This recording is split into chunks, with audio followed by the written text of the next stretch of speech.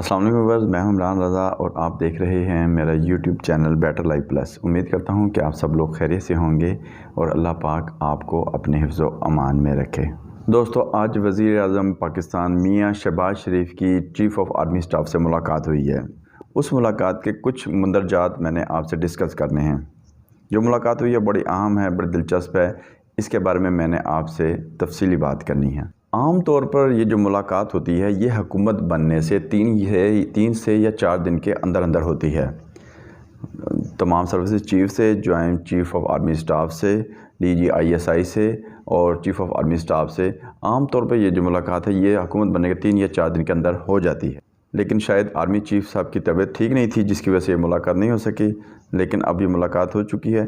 इस मुलाकात के कुछ अहम पॉइंट्स हैं जो मैंने आपसे डिस्कस करने हैं। वो कौन से गले की हड्डी है जो उस वक्त इदारों को भी डिस्टर्ब कर रही है और शहबाज शरीफ साहब की हुकूमत को भी एक क्वेश्चन मार्क दे रही है।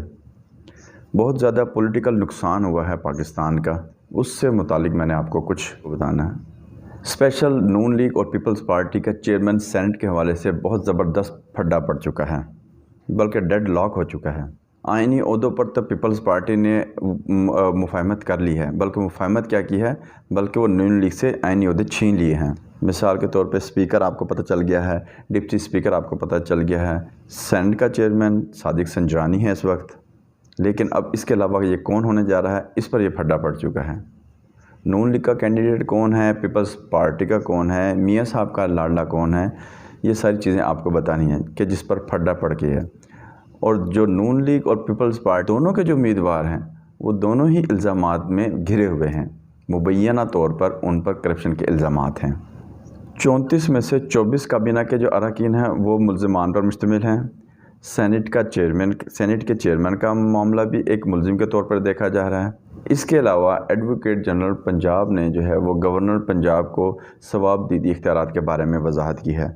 उस्मान बुज़दार की समरी से वो चीज़ क्या है वो भी मैं आपको बताऊंगा। लेकिन इससे पहले आप अगर मेरे चैनल पर नए हैं तो मेरे चैनल को सब्सक्राइब कर दें और मेरी वीडियो को लाइक भी ज़रूर करें। सबसे पहले मैं आपको उस्मान बुज़दार साहब के बारे में थोड़ी सी स्टोरी बता दूं। गवर्नमेंट ऑफ पंजाब के जो एडवोकेट जनरल साहब हैं उनसे गवर्नर पंजाब ने राय मांगी थी कि उस्मान बुज़दार के कानूनी जो इस्तीफ़ा है उसके बारे में आप मुझे कानूनी राय दे दें। लेकिन एडवोकेट जनरल साहब ने कहा है, गवर्नर साहब उस्मान बुज़दार का जो इस्तीफ़ा है वो अब माजी का हिस्सा बन चुका है। अब हम इस इस्तीफ़े से बहुत आगे जा चुके हैं। इलेक्शन हो चुके हैं, असम्बली के इलेक्शन हो चुके हैं, उसके बाद इलेक्शन 2 वज़ीर आला के कैंडिडेट भी हो चुके हैं। ये इस मामले को अगर आप ना छेड़ें तो बेहतर रहेगा, खामोश रहें इस मामले पर। उस्मान बुज़दार ने गो का इस्तीफ़ा आनी तरीके से नहीं दिया। अब इस चीज़ की वजाहत एडवोकेट जनरल साहब ने की है। उस्मान बुज़दार के इस्तीफ़े को ना छेड़ने का मशवरा दिया है एडवोकेट जनरल ने। उन्होंने गवर्नर पंजाब से कहा है कि आप अब इस मामले को ना छेड़ें। अगर आप इस मामले को छेड़ेंगे तो एक मसला और ज़्यादा दरपेश हो जाएगा। गो के उन्होंने इस्तीफ़ा गैर कानूनी तौर पर दिया था, लेकिन बेहतर ये होगा कि आप अब इस मामले को माजी का हिस्सा ही रहने दें। लेकिन फिर भी इस इस्तीफ़े पर हतमी फ़ैसला जो है वो गवर्नर पंजाब का ही है। लेकिन दूसरी चीज़ आप सुन लें, अब मैं आपको पहले चेयरमैन सेनेट के बारे में बताऊंगा और दूसरा जो काबीना का जो सुबह इजलास हुआ है उसके बारे में बताऊंगा। आज़म शहबाज शरीफ की चीफ से मुलाकात। पीपल्स पार्टी मान नहीं रही है ये इस बात को कि उन्होंने चेयरमैन सेनेट की सीट को छोड़ना है, जबकि नून लीग ने मिफ्ताह इस्माइल साहब को फुल फ्लेज वज़ीर ख़जाना बना दिया है।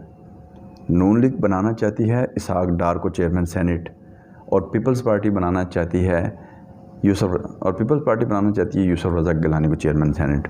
अब इसहाक डार के ऊपर भी मुबैना केसेस हैं, इल्ज़ामात हैं और यूसुफ रज़ा गिलानी के ऊपर भी इल्ज़ामात हैं। जबकि जब इन दोनों पार्टियों के दरमियान डील हुई थी PDM बनने से पहले, उसमें ये चीज़ शामिल नहीं थी चेयरमैन सेनेट किसका होगा, क्योंकि जब इनकी आपस में जब डील हुई थी उस वक्त तमाम मामला तय हुए थे, लेकिन उन मामलात में ये चीज़ शामिल नहीं थी। लेकिन अब यहाँ पर अगर इनका डेड लॉक हो गया है, पीपल्स पार्टी वाले कह रहे हैं नून लीग वालों से कि आप पहले इसहाक डार को इधर बुलाएं, यहाँ पर उनके केसेस ख़त्म करें, उनको क्लियर करें और उसके बाद फिर हम इस मामले को देखेंगे। जबकि उस वक्त तक पीपल्स पार्टी कहती है कि आप यूसुफ रज़ा गिलानी को चेयरमैन सेनेट बनाएं, اگر اس کے کیسز ختم ہو جاتے ہیں اس کے بعد پھر دوبارہ اس معاملے کو دیکھ لیں گے۔ یہاں پر بڑی دلچسپ صورتحال ہے، جو نئی کابینہ تشکیل دی گئی ہے ان میں بھی بیشتر یا میکسیمم جو وزراء ہیں وہ کیسز میں گھرے ہوئے ہیں یا ان کے خلاف عدالتوں میں کیس ٹرائل میں ہیں، اور یہاں پر جو سینٹ چیئرمین کا معاملے پر ڈیڈ لاک ہے، یہاں پر بھی جو دونوں امیدوار ہیں ان کے خلاف بھی جو مبینہ کیسز ہیں اور ان کے کیسز پاکستانی عدالتوں میں چل رہے ہیں۔ دوسری طرف جی پیپلز پارٹی اپنے آئینی عہدوں کے لیے تڑپ رہی ہے، بہت تگ و دو ہو رہی ہے کہ کسی طریقے سے تمام آئینی عہدے جو ہیں وہ ہمارے ہاتھ میں آ جائیں۔ آئینی عہدے کون سے ہیں؟ مثال کے طور پہ سب سے بڑا آئینی عہدہ جو ہے وہ صدر کا ہے، اس کے بعد اسپیکر کا ہے، ڈپٹی اسپیکر کا ہے، گورنر پنجاب کا ہے، اور چیئرمین سینٹ کا تو میں نے آپ کو بتا ہی دیا ہے جو پھڈا پڑ رہا ہے۔ یہ تمام عہدے ایسے ہوتے ہیں کہ جب کیئر ٹیکر حکومت بنتی ہے یا الیکشن ڈکلیئر ہوتے ہیں تو اس وقت ان عہدوں کی بہت زیادہ اہمیت ہوتی ہے، کیونکہ ان عہدوں نے انتظامی ڈھانچے کو بنانا ہوتا ہے، اس کو کنٹرول کرنا ہوتا ہے، اور وہ الیکشن کے اوپر آپ جانتے ہیں بہت زیادہ اثر انداز بھی ہو سکتے ہیں۔ اب آ جائیں جی کابینہ کی طرف سے، جو کابینہ کا جو آج اجلاس ہوا ہے، کابینہ جو تشکیل دی گئی ہے اس کے بارے میں آپ کو میں بتا دوں، کیونکہ اس سے پہلے آرمی چیف سے ملاقات ہوئی ہے وزیر اعظم شہباز شریف صاحب کی، اور اس اجلاس میں اس ملاقات میں کافی چیزیں ڈسکس کی گئی ہیں، کیونکہ پہلے تو کابینہ کی تشکیل نہیں ہوئی تھی، اس لیے بہت سے معاملات رکے ہوئے تھے، اور پہلے ملاقات بھی نہیں ہوئی تھی چیف صاحب سے، تو اب ملاقات ہوئی ہے، تو اس کے بعد کل اب اجلاس طلب کر لیا ہے وزیر اعظم نے پوری کابینہ کا، اور کابینہ کا اجلاس طلب کرنے کے بعد آپ اس پہلی تقریر کو یاد کریں جب میاں شہباز شریف صاحب نے اپنی تقریر میں کہا تھا کہ میں فوری طور پر جو لیٹر گیٹ اسکینڈل ہے اس کے بارے میں انکوائری کراؤں گا اور ان کیمرہ انکوائری کرواؤں گا، کیونکہ ان کیمرہ اجلاس میں کابینہ کی منظوری لی جائے گی، پوری کابینہ کو اعتماد میں لیا جائے گا، لہٰذا پہلے کابینہ تھی نہیں، اب کابینہ بن گئی ہے، تو لہٰذا پہلے اس لیٹر گیٹ اسکینڈل کے بارے میں پوری کابینہ کو اعتماد میں لیا جائے گا، کیونکہ لیٹر گیٹ اسکینڈل یا مراسلے کا یہ ایسا ایشو ہے کہ اس ایشو نے تمام پولیٹیکل جماعتوں کو نقصان پہنچایا ہے، خواہ وہ پیپلز پارٹی کی جماعت ہو، نون لیگ کی جماعت ہو، پی ڈی آئی کی ہو یا کوئی اور جماعت بھی ہو، ایون کہ ایم کیو ایم وغیرہ، ہر جماعت کو نقصان پہنچایا ہے، تو اس لیے اس کا فیصلہ ہونا بہت ضروری ہے، خواہ وہ کسی کمیشن کے تحت اس کی تصدیق کروائی جائے یا کسی عدالتی فورم کے ذریعے اس لیٹر کی تحقیقات کروائی جائیں، کیونکہ عمران خان اس بیانیوں کو لے کے بڑی سپیڈ سے اپنے ہدف کی طرف بڑھ رہے ہیں، اور ایسے یارکر مار رہے ہیں کہ اپوزیشن تو نہیں ہے، اب حکومتی جماعت کے لیے کوئی بھی گیند کھیلنا بہت مشکل ہو گئی ہے۔ تو امید یہ کی جا رہی ہے کہ کابینہ کی تشکیل کے بعد اب فوری طور پر جو کل کابینہ کا اجلاس بلایا ہے اس میں لازمی طور پر یا تو کوئی کمیشن وغیرہ تشکیل دیا جائے گا یا کوئی ان کیمرہ بریفنگ وغیرہ لازمی کی جائے گی، کیونکہ یہ اس لیٹر کے بارے میں جو ابہام ہیں وہ کلیئر ہونا بہت ضروری ہے۔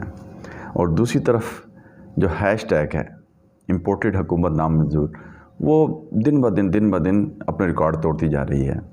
اس بارے میں مریم نواز نے اپنی پریس کانفرنس بھی کی ہے، لیکن وہ پریس کانفرنس میرا جہاں تک خیال ہے وہ ان کو الٹی پڑ گئی ہے، کیونکہ انہوں نے جو اسٹیٹسٹک یا جو گراف وغیرہ دکھائے ہیں ان میں ایسے لوگ بھی شامل ہیں کہ جو نون لیگ کے لوگ ہیں اور وہ بھی اس چیز کو پروموٹ کر رہے ہیں کہ امپورٹڈ حکومت نامنظور، یہاں پر ان کا یہ جھوٹ بھی کافی حد تک پکڑا گیا ہے، اور یہ بات بالکل واضح طور پر کلیئر ہے کہ یہ غیر ارادی طور پر یہ کوئی مینوپولیٹ نہیں کیا گیا کہ یہ جو اتنا ٹرینڈ اتنا ہائی لیول پر جا رہا ہے۔ امید ہے کہ یقیناً مریم نواز صاحبہ نے ٹویٹر والوں کو بھی یہ ریکویسٹ بھیجی ہوگی کہ اس ہیش ٹیگ کو، اس ٹرینڈ کو چیک کریں کہ یہ کوئی مینوپولیٹ تو نہیں ہے یا کوئی روبوٹ قسم کا کوئی اس طرح کا سسٹم تو نہیں ہے کہ جس کی وجہ سے ٹرینڈ اتنا ہائی کریٹ ہو گیا ہے۔ ملینز اینڈ ملینز لوگ جو ہے نا اس ٹویٹر کو ری ٹویٹ کر رہے ہیں۔ بہرحال جہاں پر پی ٹی آئی یا عمران خان کے لیے ایک ٹف ٹائم ہے، وہاں پر حکومت کے لیے بھی ایک بہت زیادہ ٹف ٹائم ہے، لیکن یہ آنے والا وقت بتائے گا کون سی پارٹی اس محاذ میں زیادہ تر کامیاب ہوتی ہے۔ امید کرتا ہوں کہ آپ کو میری آج کی یہ ویڈیو اچھی لگی ہوگی۔ اگر آپ کو میری آج کی ویڈیو اچھی لگی ہو تو آپ نے میری اس ویڈیو کو لائک ضرور کرنا ہے اور میرے چینل کو سبسکرائب بھی کرنا ہے۔ انشاءاللہ اس طرح کی اچھی ویڈیوز آپ لوگوں کے لیے لے کر آتا رہوں گا۔ انشاءاللہ نیکسٹ کسی اور اچھی ویڈیو میں دوبارہ ملاقات ہوگی۔ اس وقت تک کے لیے اپنے بھائی اپنے دوست کو اجازت دیجیے۔ اللہ آپ کا حامی ناصر ہو۔